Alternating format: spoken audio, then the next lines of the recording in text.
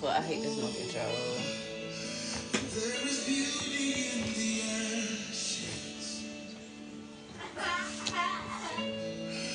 There's a peace within the storm.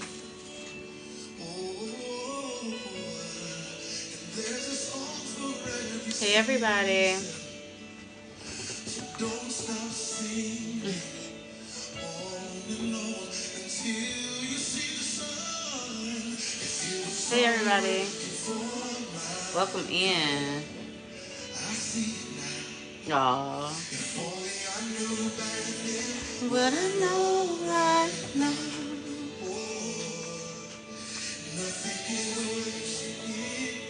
Yeah, hold on. Oh, there we go. And I know you never will. I think it's gonna fall. I gotta do it together. There we go. I feel like, hold on y'all, I'm trying to adjust this. There we go. Okay. Alright, Jermaine. Find something else to do. Thank you. Alright, you guys. What's going on, you guys? Welcome in. No, I don't watch sports, really.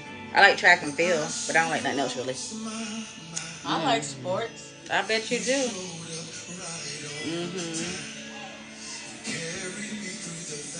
Okay, so we're gonna be... No, I don't watch anything with it. No halftime, no nothing. Okay. Thank you. So I'm gonna and you kept my heart alive. So I'm gonna be talking about something that God gave me a couple of days ago, and He wanted me to specifically do it for a Sunday service. Well, your girl didn't wake up till almost 1 o'clock today, so yeah, I finally had a day off, and I slept until I couldn't sleep anymore. But I knew that I was still gonna give word tonight at some point. So here we are, and I have a word, and it's gonna resonate with a lot of people. We're going to be in the book of Exodus, which I absolutely love. I love everything about Genesis and Exodus. Those are my two favorite books besides Acts and Revelations. But we're going to be in the book of Exodus, and he gave me a title, and the title is The Long Way Around. The Long Way Around. So that's what he wanted me to title it, and then he was showing me things, and I was like, okay, God, and it just seems like...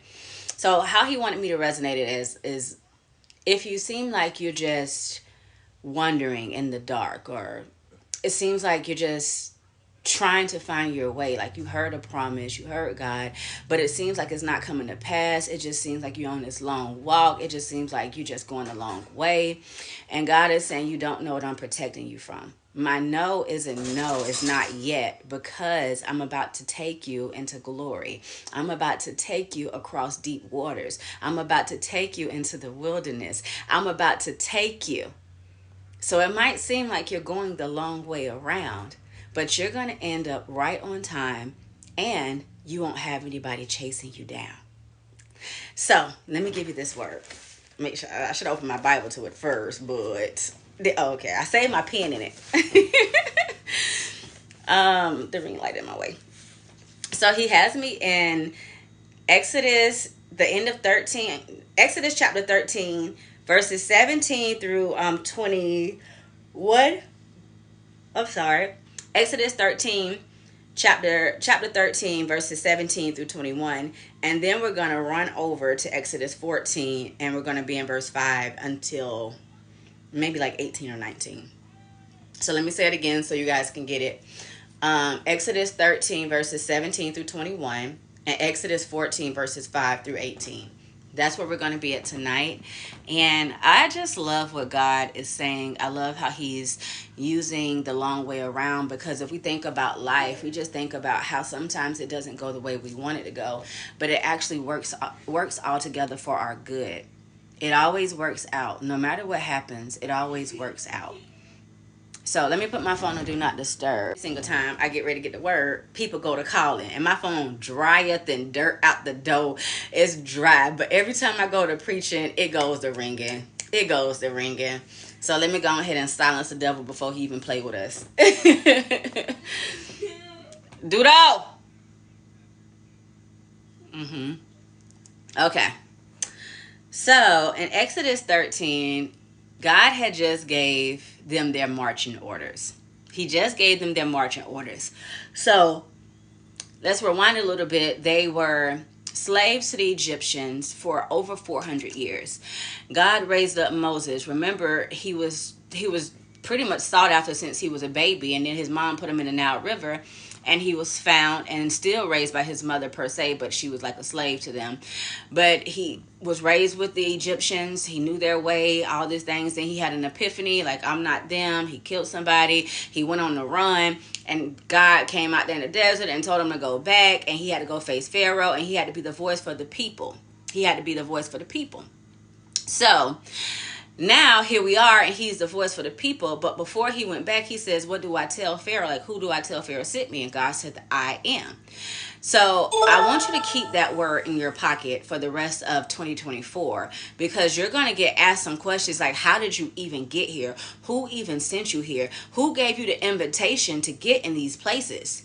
Although your name is on the VIP list when you get there, they're just still wondering, how did you get there? And I need you to have those two words, I am. I am. The I am sent me. That's what you're going to be able to tell them. When they wonder how you get there, when they wonder how your name get on these lists with very important people, when they wonder how you get in the building, when they wonder how you get that house, that car, those all these things, a marriage, I need you to just tell them, I am. And they're going to look at you like you're crazy because they ain't got the ears to hear what God has told you to go tell them. But later on, it's going to resonate with them like, oh, the I am sent them. Yeah. The I am sent them. It hit Pharaoh later that the I am sent them. All the magicians he had in the building still couldn't do what the I am could do. It's going to hit them later. After you get to your status quo. After you get to your status quo, it's going to hit them that you are the secret weapon after all. So tuck that word in your pocket. Put it right there. Because the I am is sending you some places. And I need you to know that. So let me get you the text really quick, okay?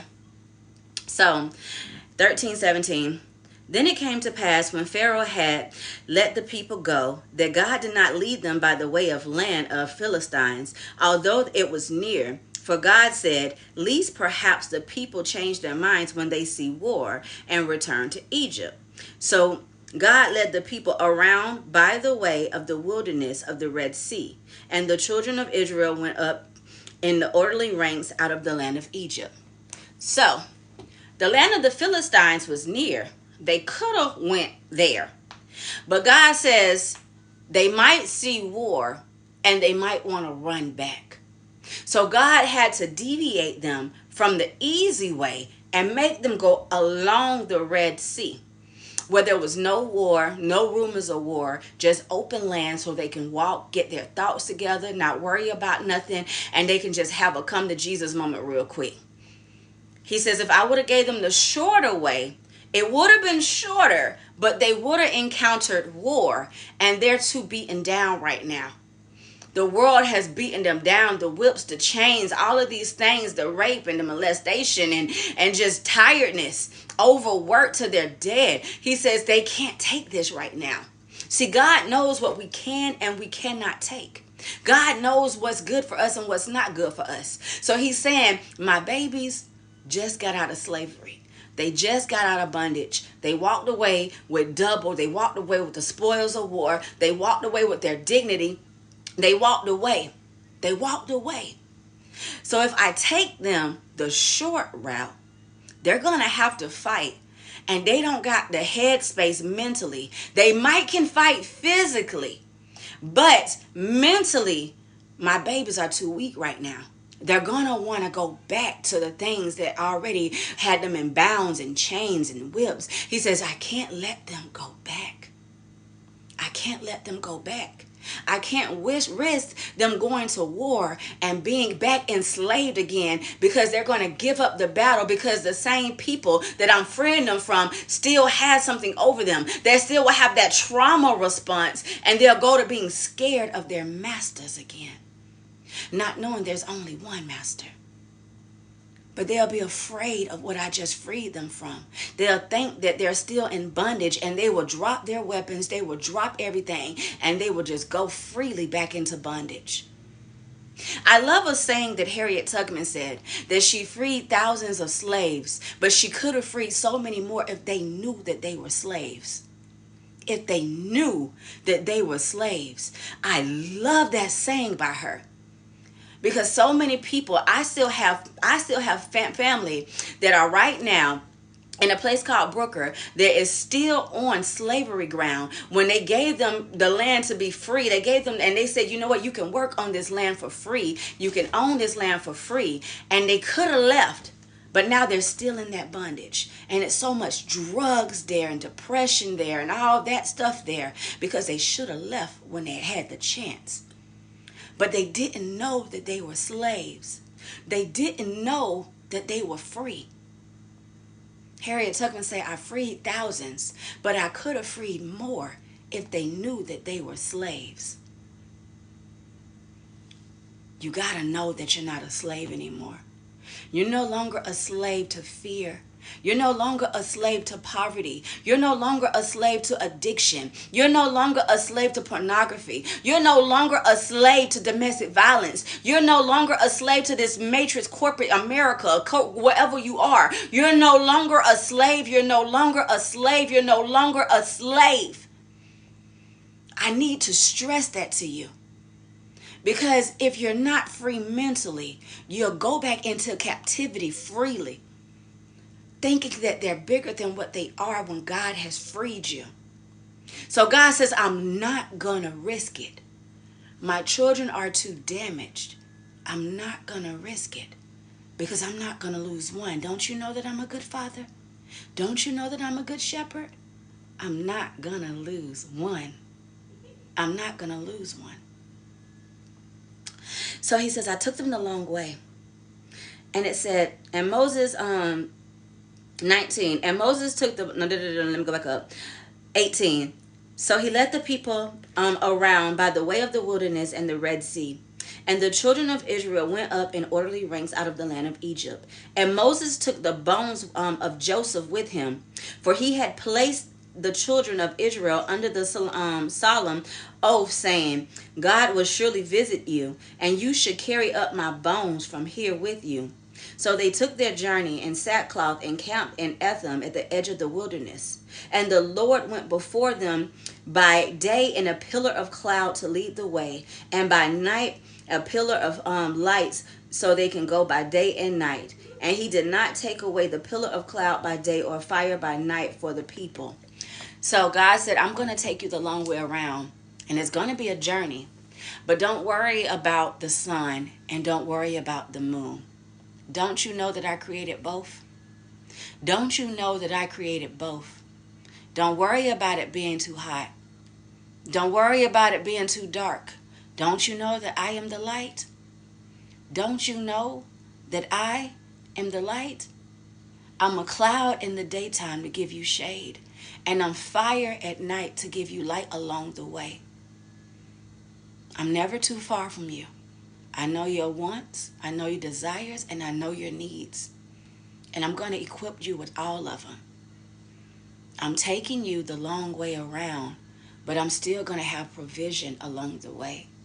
I'm still going to have light for you in the day and shade, and I'm still going to have fire for you at night with light. Don't you know? Don't you know? So we're going to jump over to Exodus 14 and 5. I love this word so much, because God just shows that he's with us with all our needs. And even though we have trauma, he's going to make sure we're not traumatized. God loved them so much that he didn't want them to run back into bondage. He didn't want them to feel traumatized or have a trauma bond. So he had to make them go the long way around. God is saying he is rerouting you. So don't get afraid of the detour. You don't know what he's protecting you from. You could have got up quickly. You could have had a get rich scheme. You could have had a PPP loan. You could have had all these other things. Like you could have had all these things. But God is saying, I'm not finna have you do none of that. Because what I give you is going to have longevity to it. What I give you is going to have longevity to it. And I'm going to protect you. So don't fear the long way. Don't fear that way. Just know that I'm doing it for your good. His rejection is his protection. Even though it doesn't feel good. But you'll understand in a little bit. You'll understand in a little while. Exodus 14:5. Now it was told to the king of Egypt that the people had fled, and the heart of Pharaoh and his servants was turned against the people, and they said, "Why have we done this, that we have let Israel go from serving us?" So he made ready his chariot and took his people with him. Pharaoh set back, no slaves to cook food, no slaves to build the walls, no slaves to bathe them, no slaves to watch their kids, no slaves to pick the crops, no slaves to go out there. There was no slaves. So when it hit him that the glory has left the building, when it hit him that the favor has left the building, he said, what have we done? Why did I free them? Who's gonna cook? Who's gonna clean? Who's gonna wipe these babies up? Who's gonna wash me? Who's gonna pick the crops? It's hot out there. My back is burning. Who finna do this? Oh no. Oh no. Oh no. Get them chariots ready. Get them chariots ready. When the people realize that the worker, the hard worker, is gone, they gonna want to come get you back. See, when you work, it looks like it's easy. Because it's easy to you, because you're built for this. But when they let you go, or when you finally get yourself free, God is giving me a revelation right now. I'm laughing because I see something I just left. And he says, when you finally leave, they think that it's going to be a breeze. They think they're going to be able to run that place like you did. They think they're going to be able to raise them kids like you did. They think they're going to be able to handle their husband like you did, or handle their wife like you did, not knowing they bratty, not knowing they're angry bird. I'm talking about they think that they're going to do it. They laugh and they like, yeah, whatever, we ain't need them, we ain't need them, we ain't need them. And the next day happened. And the next day happened. And they don't know how to cook, clean, run nothing, do nothing. And they said, what have we done? What have we done? And see, they were so busy studying you, but not the right way. They was trying to get you out of the way, that they didn't study the way to do things. And you don't leave notes because it's in your DNA to work and work hard and to make it look so good. That they really thought that they was finna do it. They really thought that they was finna do it. And they got in there and everything is in chaos. Everything is in chaos. So he said, make ready the chariots, and he took the people with him. Also, he took 600 choice chariots and all the chariots of Egypt with the captains over every of them. And the Lord hardened the heart of Pharaoh, the king of Egypt, and he pursued the children of Israel. And the children of Israel went out in boldness. So the Egyptians pursued them, all the horses and the chariots of Pharaoh, and the horsemen and his army overtook them, camping by the sea of Pi-Hahiroth, and before Baal-Zephon. And Pharaoh drew near the children of Israel. They lifted their eyes, and behold, the Egyptians marched after them. So they were very afraid and the children of Israel cried out to the Lord. So I'm going to be in verse 10 in a second. So he said, hold on. He said, hold on. Let me get my horses together. Let me get my army together. Let me get everybody together, because we got to get them back. So they went, got their best little armor on, because they're an army, and they marched their little behind down there to the Red Sea. And I just always wonder, how did they know to go that way and not the easy way? I always wonder that. Or did they go that way first and realize they're not there, made a U-turn and came back and was like, oh, they must be this way. I don't know. It's not written, but I just know that they went on a mission to look for what they lost. But I thought they were nothing but slaves. I thought their job was so easy. I thought it was easy. So what you running after them for if you never really needed the slave in the first place? What are you running after something that you said that you can do yourself anyway? Why you not cooking? Why you not cleaning? Why you not raising your kids? Why you not picking your crops? Why you not building your buildings? Don't you got an army? Why you not doing it yourself if it's so easy? Oh, you realize that they had value. This is where God giving it to me. They're going to realize that you had value. And not only that, you had weight. And can't nobody pull the weight like you. Can't nobody do it like you. Many have tried and all have failed because it's only one you. It's only one you. Many have tried and they're going to fail every single time. Every single time. 10. And when Pharaoh drew near, the children of Israel lifted up their eyes, and behold, the Egyptians marched after them. So they were very afraid. And the children of Israel cried out to the Lord. And they said to Moses, because there were no graves in Egypt, have you taken us away to die in the wilderness? And you have dealt with us to bring us up out of Egypt. Is there not the word that we were told in Egypt, saying, let us alone that we may serve the Egyptians? For it would have been better for us to serve the Egyptians than we should surely die in the wilderness. So this is where Harriet Tubman quote comes in.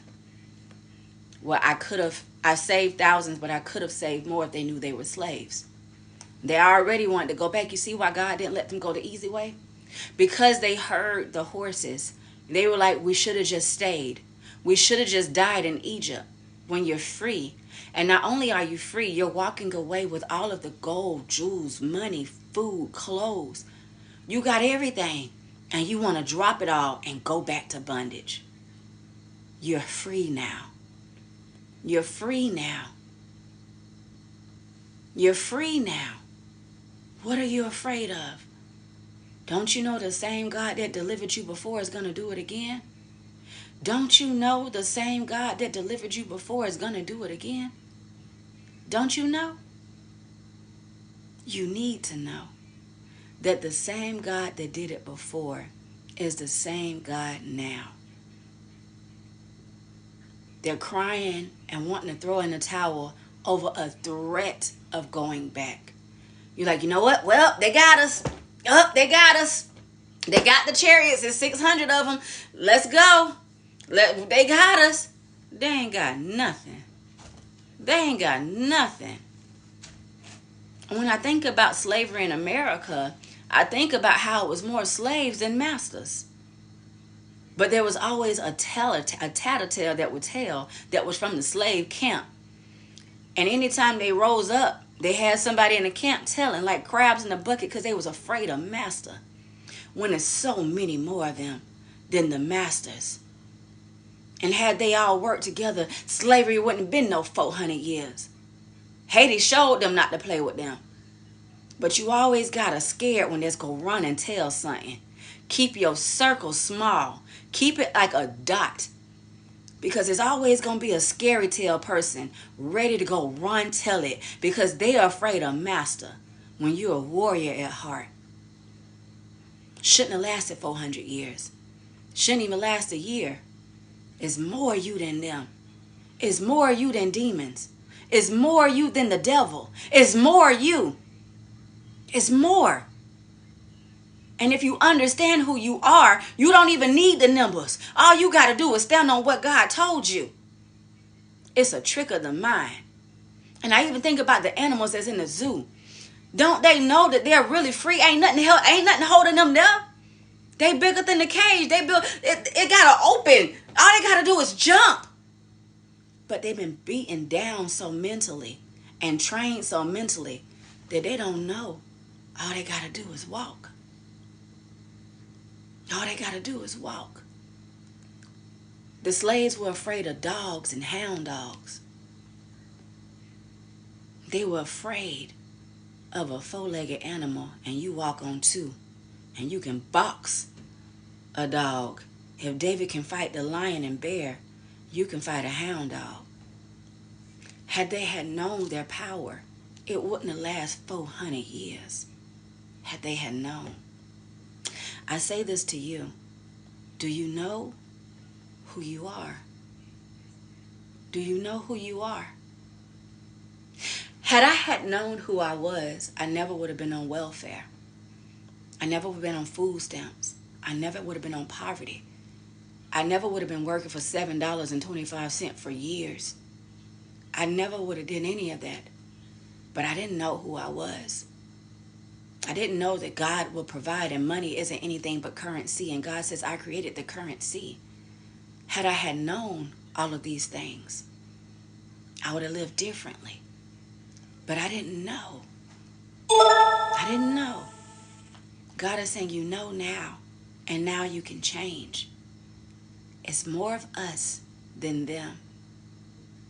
It's more of us than them. And if we all can get together, think about this. If you're in a city or whatever, and you ride by the hood and you see like 6 churches on every side, if they all can get together, you can have one mega church and you can break the barriers down. I don't know, I'm old school, so if you ever saw a movie called Brewster's Place, they had to break the bricks down, the brick wall down to get out the project. God is saying, I'm coming to break the brick walls down. I'm coming to tear it down. I'm coming to tear it down. Because it's more of you than them. I need you to understand that. You have the numbers and you have the favor. And if you stop competing and work with me, we can take the kingdom of hell down. Because remember, the devil is a keyless king. He doesn't even have keys to his kingdom.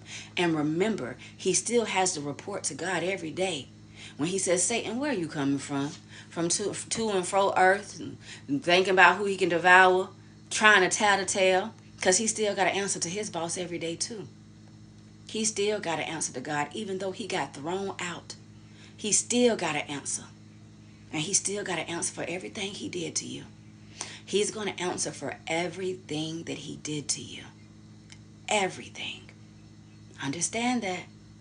Understand that. Let me keep going. I'm almost done. Y'all, my back hurt me so bad. It says this, 15. Actually 13. And Moses said to the people, do not be afraid.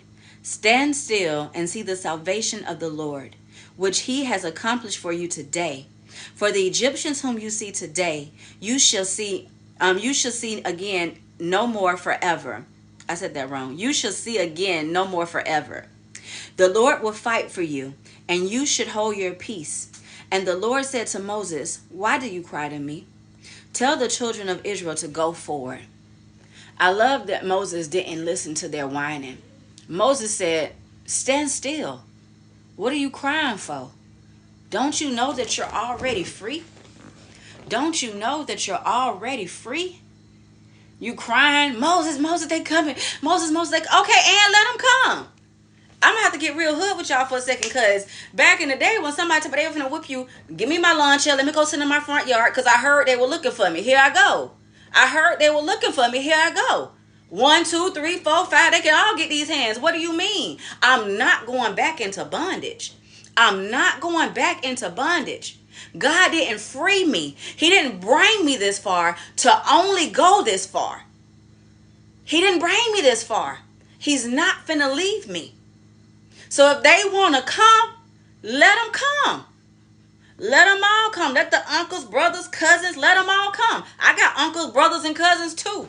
They can all come. We can have a whole powwow. We can have a whole powwow. I've been waiting for this. I've been on I Wish Somebody Would Alley. I was born on I Wish Somebody Would Alley. They think they finna put them cuffs back on me. I wish they would. I wish they would. Moses was sitting there like, what are y'all crying for? Don't you know I just went against this man? Don't you know I just went against this man and I got y'all as trophies? Y'all my trophies. Every last one of y'all. Yeah, he was my brother to him. I don't care about none of that. Y'all my trophies. Don't y'all know y'all value? Don't y'all know y'all shiny gold? Stop being scared. The Egyptians you see today, you will see never again. Stop being scared. Don't nobody pump no fear in your blood. Don't nobody pump no fear in your blood. If this a fight they want, let them come. Let them come. Tell you like my mama used to tell me. Take the biggest one, kick them in their knees, and keep hitting till you can't stop. You do not let them people put you back in bondage. So if it's a fight they want, give it to them. Give it to them. Give it to the devil. He thinking you go run. He thinking you scared. Stop running and look that devil in his face and say, you do not scare me. When I was a child, I was afraid. But this adult version of me, I ain't running from nothing no more, never. No more, never. I am not running scared ever again. Because you ain't going to put no chains on me. You ain't going to put no chains and bound me back up to nothing. You ain't going to whip me. I ain't scared of your whip. Give me that doggone whip. I ain't scared no more. You can't threaten me no more. You're not the big bad wolf no more. I ain't no child, devil. I done elevated mentally and spiritually. So if you want to rumble in the jungle, devil, let's go. Let's go. Because I ain't never scared. I ain't never scared. You can run and get these holy hands if you want to, devil.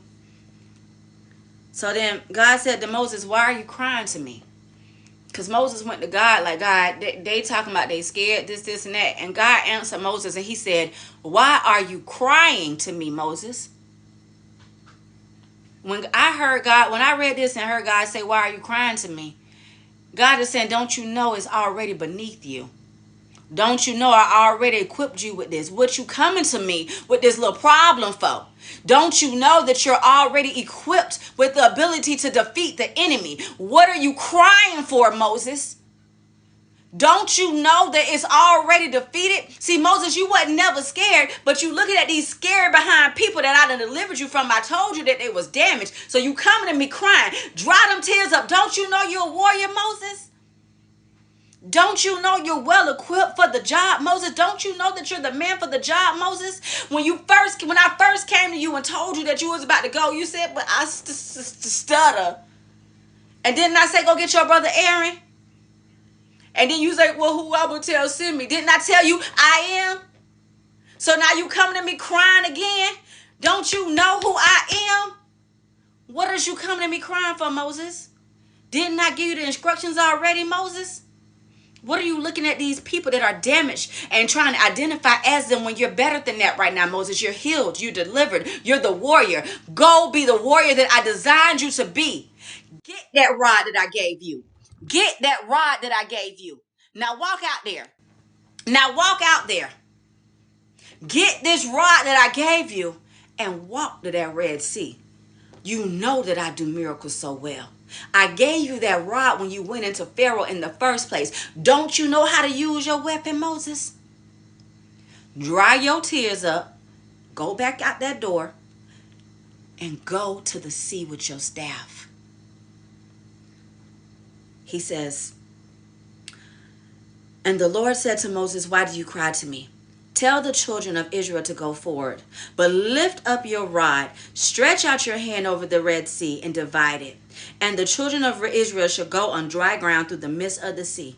And indeed it will harden, and I indeed will harden the hearts of the Egyptians, and they shall follow them. So I will gain honor over Pharaoh and over all his army and chariots and horsemen. Then the Egyptians shall know that I am the Lord, when I have gained honor for myself over Pharaoh and his chariots and his horsemen.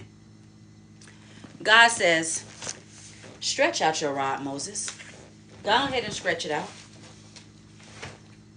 Part that Red Sea, Moses. I'm about to gain honor from Pharaoh, because see, he been uppity. I've been wanting Pharaoh. I've been waiting on Pharaoh to give me a reason. And see, he's going to be his own demise. And this is the same for your enemies. See, they don't like you so much so. And they think they still have power. And God is saying, I'm about to get the glory. Because they're about to run after you and run into their own demise. They're about to run into their own demise. The water won't stop. The water won't come back after I part it until the last Israelite is on the other side. And Pharaoh's going to follow you all the way through. And he going to think he got it. He got it. And when that last foot crosses that Red Sea, the sea is going to swallow them whole. I need you to know that God is about to swallow some of your enemies. God is about to swallow some of your enemies. What he said, have you ever been swallowed up? Yeah, that's what's about to happen to your enemies. They're about to get swallowed up into the Red Sea for coming against you. They're about to mess around and find out. They should have left you alone. They should have left you alone. But since they want to keep coming, God is saying, let them all come. Let the horses, let the chariots, let the whips, let the chains, let the Pharaoh, let the choice men, let them all come. And let them get in the water. Let them think they're about to come on dry ground too. Let them all get in there. God said, I'm not going to close it up until all of them get in there. Because I'm about to swallow up all of your enemies. I'm about to swallow up all of your enemies. Each and every one of them that thought that they can bully you, that thought that they can put you back in bondage. I'm about to swallow them up. See, they think that they're so powerful that they can control the sea. That's what they think. But that's not the case. God is about to drown what's been chasing you. Don't be like those slaves that Harriet Tubman said. I'm going to leave on this note. I saved thousands. I could have saved more had they knew that they were slaves. What have you been a slave to in your life that you need to let go? What has you in bondage that you need to let go? Is it fear? Is it guilt? Is it shame? Is it unworthiness? Is it depression? What is it? You're going to have to let it go. You're going to have to let it go. Don't guilt yourself for something God says I let go of. Ask God to forgive you of your deepest, darkest sins and watch it be so. But you have to let it go. But you have to let it go. And know that if God's forgiven it, it's done. It's into the sea of forgetfulness. Don't you know that there's a sea called forgetfulness? And God casts all of those things inside. He's not picking it up and say, remember on December 31st, 1999, you did this, and that. You were popping it like that. God says, no. The second you say, God, forgive me, I forgave you, and I cast it into the sea of forgetfulness. I cast it into the sea of forgetfulness. But you have to forget it too. You have to forget it too. God is saying, don't you know? Stop being a slave to fear, a slave to sin, a slave to shame, a slave to trauma. Stop being afraid. You're no longer a slave. You're no longer a slave. And I know my ministry is different from other ministries because I talk about this. And I'm an advocate for freeing yourself because we can be so rough and critical of ourselves, not knowing that God has forgiven it. Stop wrestling with that giant and let it go. And if you're falling, get back up. It says in the Bible, a just man, a righteous man, falls 7 times, but he gets back up 8. He falls 7 times and get back up 8. God is saying, will you try for me? Will you try for me? Will you try? Will you get up every single day and try to be a better version than you were yesterday? Will you try to quit that addiction today? You might fail, but will you try for me? Will you try? I'm not asking for a lot. I'm asking for you to try. Can you make God that promise today to say, God, I'm going to try. I'm going to try my hardest. If I fail today, God, I'm going to try again tomorrow. And if I fail tomorrow, God, I'm going to try again the next day and the next day and the next day until I conquer what is conquering me, God. Will you try?